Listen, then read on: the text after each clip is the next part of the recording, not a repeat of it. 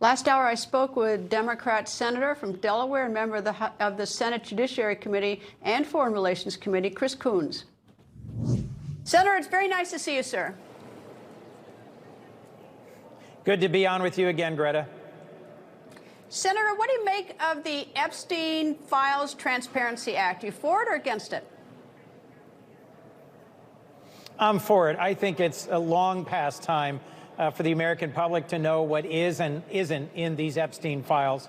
As I'm sure you know and your viewers know, earlier today, a group of the victims of Epstein's sex trafficking and sex abuse appeared here on Capitol Hill over on the House side, along with a bipartisan call for the release of all the remaining Epstein files. Can you explain to me, because I'm in favor of transparency on almost everything in government, except national security or something like that, but can you explain to me why those records can't be obtained in full through the Freedom of Information Act, number one, and for the records in Florida state court or state prosecution under their Public Acts law? Is there any reason why they can't be gotten that way? Look, I'm not a specialist in the Freedom of Information Act, but my sense is that there is an exception for things like grand jury records, for some parts of investigatory files. I'm not certain, though. I think the Freedom of Information Act has some carve-outs, and it may take legislative action by Congress or an executive order by the president to actually get into and release all of those files.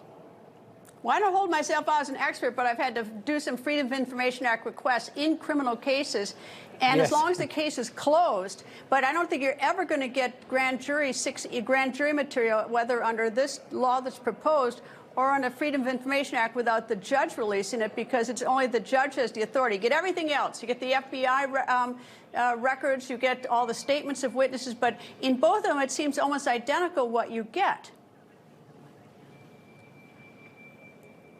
Well, in any event, what I think, Greta, you and I are agreeing on is that as much transparency as we can give to the American public is what we owe them in this case. It's troubled folks for a long time, the broadly shared assumption that rich and powerful folks were taking advantage of innocent children and that Epstein was cavorting with folks in New York, on his private island in the Virgin Islands and elsewhere, and there were lots of victims. We should be focused on the victims. I was concerned that a senior leader of the Department of Justice went to visit the surviving co-partner, co-defendant with Jeffrey Epstein, who's now doing a long jail term, and we don't know exactly what the outcome of that interview might be. Recently, there's been many appearances by victims who've said, let's please focus on the victims, not on the perpetrator. Well, I think the victims are pretty shrewd, and they're making, they're going to come out with their own list, and so we're going to see, pretty soon from them. I think they're pretty, brave young women, or now older women.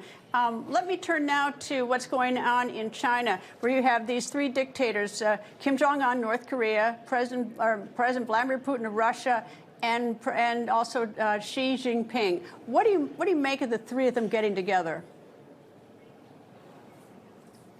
So look, these are three of the worst dictators in the world, aggressive authoritarians who've built up massive militaries, as we've discussed before.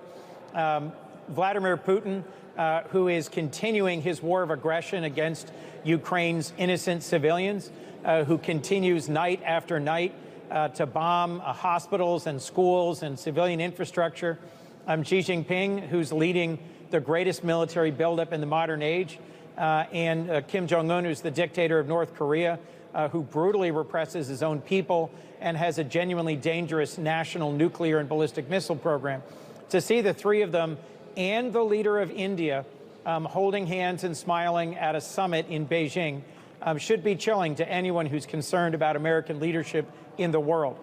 If we are closely and well aligned with our allies, with the European Union and NATO, with the United Kingdom, with Canada and Mexico in particular, with Japan and South Korea, the Philippines and Australia, all of these free market democracies, when we stand together, we're 3/4 of the world's economy, and we have the vast majority of the military power in the world.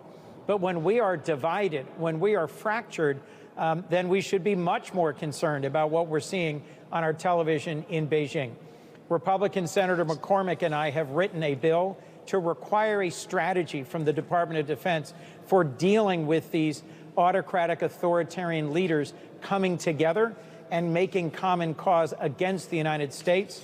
I think this is a moment of great challenge for the U.S. It should be a wake-up call to us to respect our treaty obligations, to put some of the tariff tools down, and to work more closely with long-standing trusted allies like Australia and Japan.